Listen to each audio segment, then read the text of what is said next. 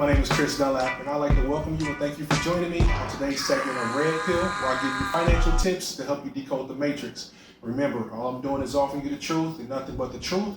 What you do with it is up to you. So today's topic is going to be a little boring for a lot of people. Yep, budgeting. We're in a society where a lot of people just don't budget. We spend willy-nilly, we get money, and we count it before we get it, right? And this is a huge financial pitfall and setup for a lot of individuals. That's why budgeting is so important.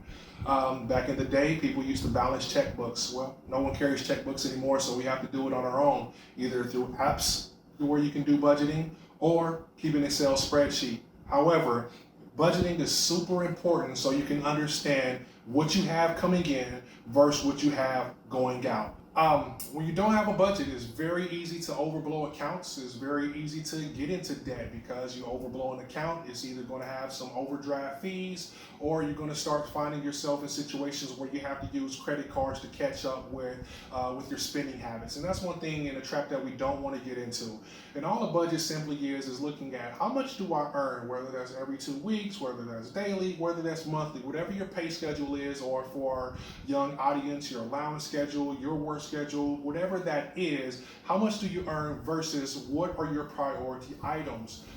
For the adults, that's actually going to be things like your car, your mortgage or your rent, your cell phones, those really important things, your lights and your gas that come out of your checks. Identifying how much that is versus how much you have coming in to give you a baseline of what's going to be left over. And from that leftover money is how you can start determining your budget for what you want to do for savings, which should be first out of that, and then anything as far as entertainment. This is going to be trips, this is going to be eating out, this is going to be going out. Now, what you want to do when you're doing your budget is also include things like your gas and your groceries. A lot of people overlook this. They think they have more money than they have, then it's time to go grocery shopping, or you have to fill up your tank every week or every 2 weeks, and again, you're blowing your budget.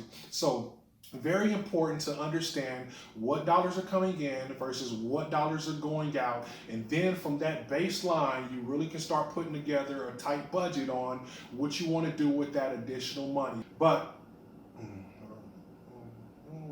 with that additional money, but please include savings in that additional money that you have, and then from there you can figure out your entertainment. Thank you again for joining me for this segment of Red Pill, where I give you financial tips to help you decode the matrix. All I'm doing is giving you the truth and nothing but the truth. Whatever you do with it is on you.